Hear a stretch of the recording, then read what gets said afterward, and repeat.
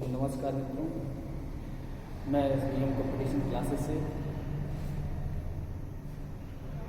SBM competition classes में आप सबका बहुत स्वागत करता हूं। मित्रों, आज हम इतिहास के सिंधु घाटी सभ्यता से संबंधित चीज़ों का अध्ययन करेंगे। मित्रों, सिंधु घाटी सभ्यता का उद्भव 3300 ईस्वी पूर्व से लेकर के 1700 ईसा पूर्व तक हुई थी।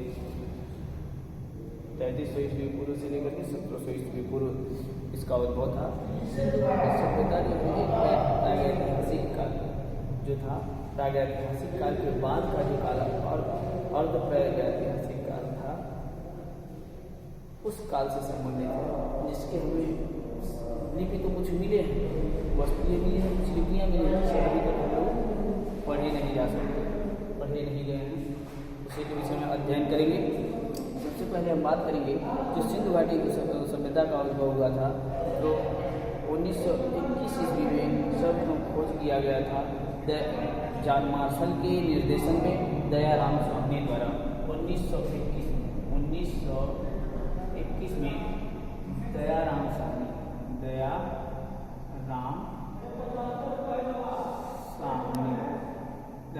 साहनी ने 1921 में हड़प्पा की खोज की थी, और हड़प्पा की खोज से ही इसका नाम सिंधु घाटी सभ्यता या हड़प्पा सभ्यता जाना गया। ये हड़प्पा जो है सिंधु नदी के किनारे है, जिसकी वजह से इसे सिंधु घाटी सभ्यता, सिंधु के घाटियों में बसा हुआ सभ्यता जो एक नगरीय सभ्यता है, उसके विषय में अध्ययन करेंगे। दूसरी बात करते हैं, इस हड़प्पा नगर से हमें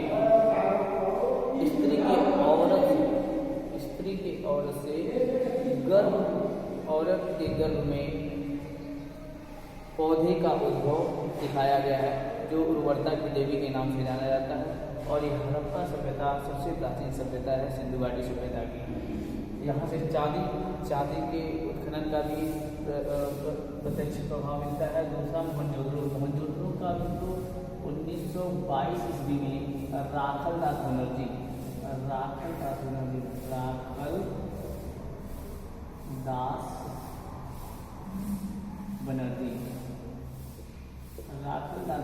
ने इसका उत्खनन कराया था 1922 ईस्वी में।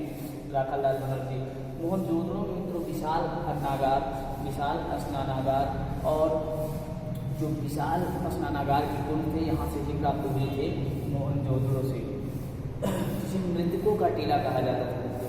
मृतकों का टीला इसे मोहनजोदड़ो को कहा जाता था। दूसरी बात मित्रों, हम बात करते हैं आपके चहुंदड़ो की। चहुंदड़ो जो है यहाँ पे आपका स्थित है पाकिस्तान में। चहुंदड़ो आपके पाकिस्तान में, तो यहाँ ये भी एक उत्खनन क्षेत्र था इसका पाकिस्तान का, जहाँ पे मेकअप के सामान जो मेकअप के सामान मिले थे यहाँ मित्रों, ये चहुंदड़ो में मेकअप के सामान मिले थे। तीसरी बात करते हैं मेकअप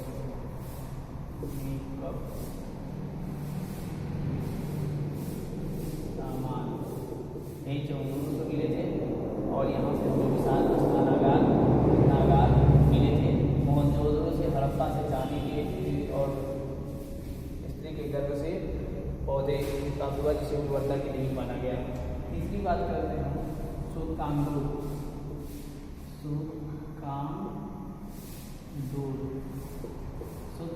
भी ये पाकिस्तान का पश्चिमी क्षेत्र बलूचिस्तान में स्थित है, जो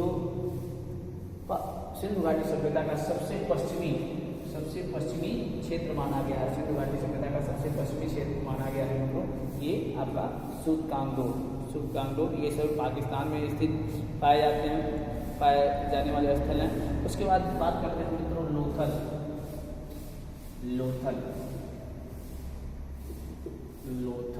ये आपके गुजरात में है। कहाँ पे है?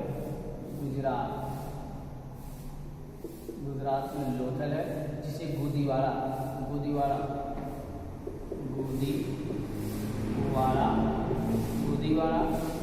इसे बंदरगाह भी कहते थे, क्योंकि सिंधु घाटी सभ्यता का बंदरगाह था ये लोथल, जिसे गोदीवाड़ा यहाँ से गोदीवाड़ा के साथ छुताब थे, हाथी के दांत के साथ छुताब थे, हाथी के दांत, हाथी के दांत, हाथी के दांत, दरवाजे, दरवाजे, सड़क की तरफ, सड़क खुलते, दरवाजे सड़क की तरफ खुलते थे मित्रों। और यहाँ पे सती प्रथा के साक्ष्य मिले, सती प्रथा के साक्ष्य, सती प्रथा के साक्ष्य, सती प्रथा के साक्ष्य, युगल समाधान, युगल समाधान पाए गए। गोदीवाड़ा, हाथी के नाम, दरवाजे सड़क की तरफ खुलते थे, सती प्रथा के साक्ष्य और युगल समाधान भी पाए गए थे। यहाँ पे आपके हड़प्पा से, हड़प्पा एक सबसे प्राचीनतम बंदरगाह था। उस समय व्यापार के भारत से व्यापार होते थे। तीसरी बात, ये भोगवा नदी के किनारे, किस नदी के किनारे है? भोगवा नदी, भोगवा नदी, हड़प्पा भोगवा नदी के किनारे स्थित है आपका, ठीक, सॉरी भोगवा नदी के किनारे, हड़प्पा आपके रावी नदी के किनारे, रावी नदी के किनारे आपका हड़प्पा है, ठीक। उसके बाद हम बात करते हैं मित्रों, गुजरात में ही आपका स्थित सुरकोटदा है, सुरकोटदा है मित्रों, सुरकोटदा और रंगपुर, ये है आपका सुरकोटदा, सुरकोटदा गुजरात में है, और रंगपुर, सुरकोटदा और रंगपुर मित्रों, ये दोनों कहाँ पे हैं? गुजरात में, सुरकोटदा और रंगपुर। और धौलावीरा, धौलावीरा भी यही आपके गुजरात में है, धौलावीरा।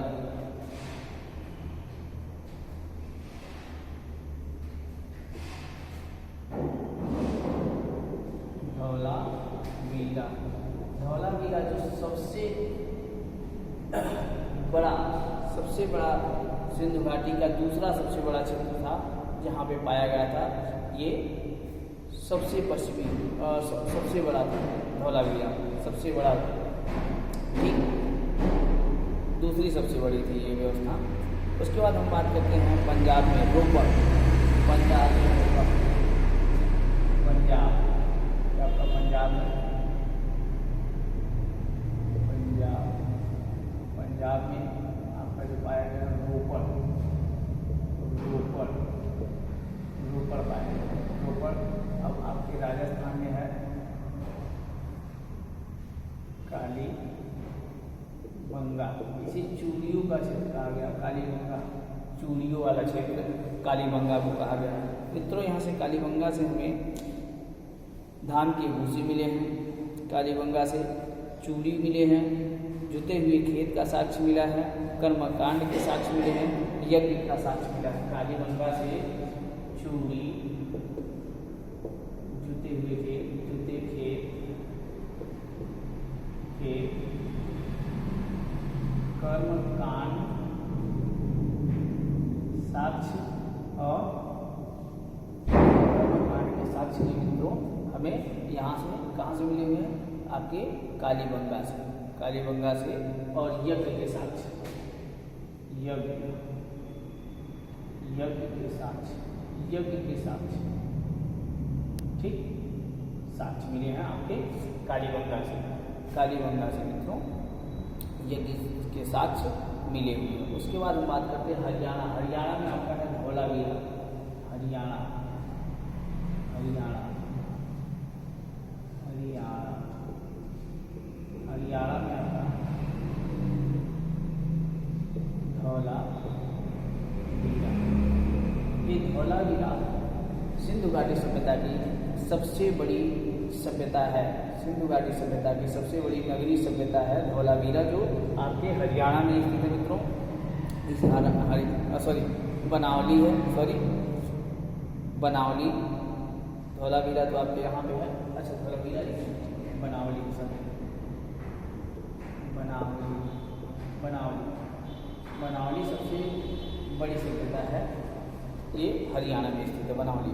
उसके बाद मित्रों बात करते हैं अपने यूपी में आलमगीर। यूपी में आपके आलमगीर, उत्तर प्रदेश। यूपी में आलमगीर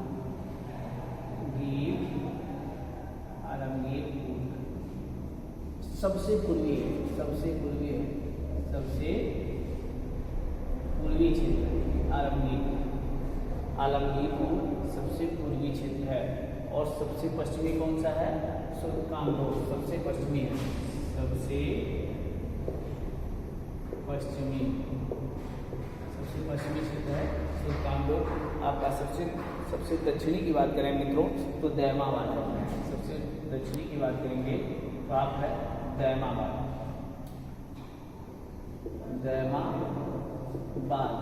ये है महाराष्ट्र में सबसे पश्चिमी, सबसे दक्षिणी क्षेत्र दैमाबाद जो महाराष्ट्र में स्थित है मित्रों, दैमाबाद। अब हम सुरकोटदा आपके गुजरात में है। सुरकोटदा आपके गुजरात में है। यहाँ से हाथीदांत,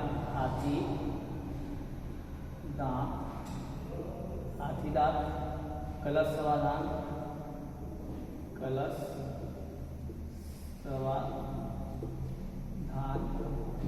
सवादान भी यहाँ पे हुआ। कहाँ पे? सुरकोटदा में। उसके बाद हम बात करते हैं मांडा आपका जम्मू कश्मीर JNK में, जम्मू कश्मीर है। ये सबसे दक्षिणी, सबसे उत्तरी क्षेत्र है मांडा। आपका सबसे उत्तरी क्षेत्र मांडा है जो आपके जम्मू कश्मीर में है। जो रोपड़ है ये सतलज नदी के किनारे, किसके किनारे मित्रों?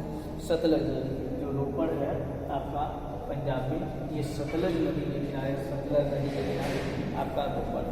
तो यही मित्रों आपका जो क्षेत्र है यही है जो सिंधु घाटी सभ्यता से संबंधित है। और एक त्रिभुज के आकार में तो सिंधु घाटी सभ्यता के जो क्षेत्र हैं यह स्थित हैं।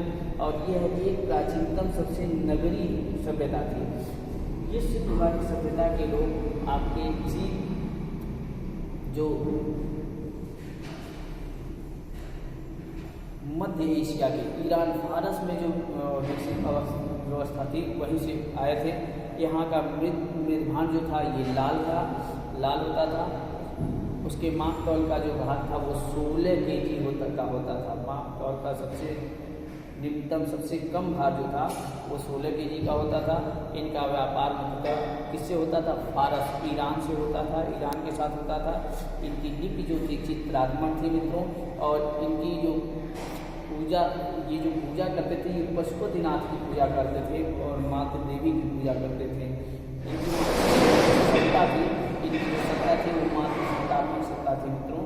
इस सिंधु घाटी सभ्यता के लोगों की मातृ सत्तात्मक सत्ता थी।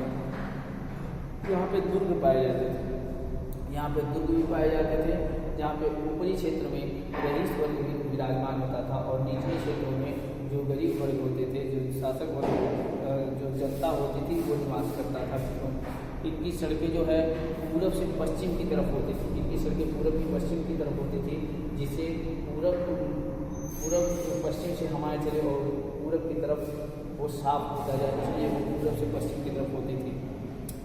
अब बात करते हैं हम सिंधु घाटी सभ्यता के जो लोग आए वो मेसोपोटामिया, फारस, ईरान से जो मेसोपोटामिया की सभ्यता थी वहीं से यहाँ पे ये सिंधु घाटी सभ्यता के लोग आकर के बसे हुए थे। ये सुमेरु सभ्यता से संबंधित थी।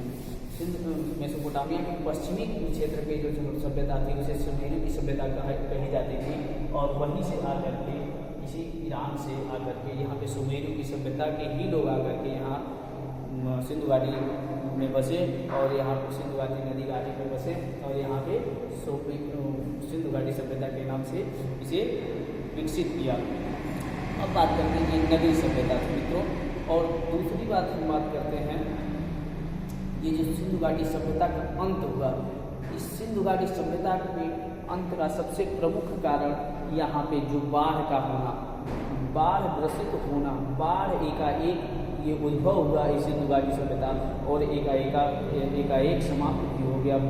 क्योंकि यहाँ पे सिंधु नदी में ऐसा माना जाता है इतिहासकारों का कि सिंधु नदी में बाढ़ ऐसी आई, भयंकर बाढ़ आई कि जिससे यहाँ की जो सभ्यता विकसित हुई थी वो सभ्यता पूरी तहस नहस हो गई और सिंधु घाटी सभ्यता का विनाश हो गया मित्रों।